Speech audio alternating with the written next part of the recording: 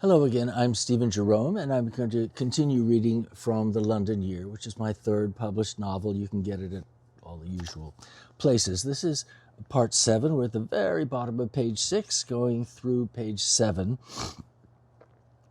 Terry has just arrived in London, and he's figuring out what to do now. Within days, with the help of a placement agency, I found a room to rent with a family in North Acton, a suburb just outside central London. The Langers were Janice and Ted and their 2 kids, Sally, 10 years old, and 5-year-old Tom. The house was one in a tidy neighborhood of post-war 2-story row houses. I had a room with a big window that was situated above the front door.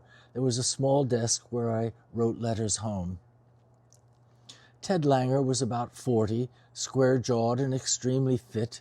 Janice was plain, plump, with creamy English skin and a charming Dorset accent. She was smart and kind, with a wicked sense of humor. In the sitting room there was a 12-year-old wedding picture on a side table. Janice was on the plump side even then, standing next to handsome Ted. I imagine she felt she'd landed quite a catch, beaming victorious amid her prettier bridesmaids. Against all odds, she'd got her man. And Ted was a good provider.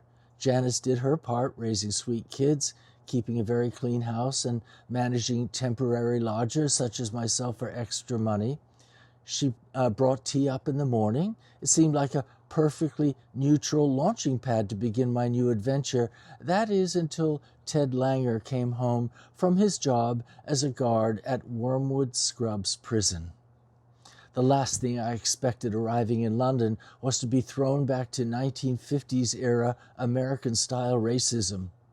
The shock was actually twofold. First was dealing with Ted's intolerant attitudes, which I'd never encountered up close.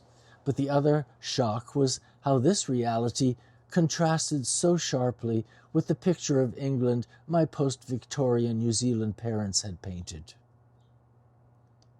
I'm going to continue reading. Thank you for watching. The London Year.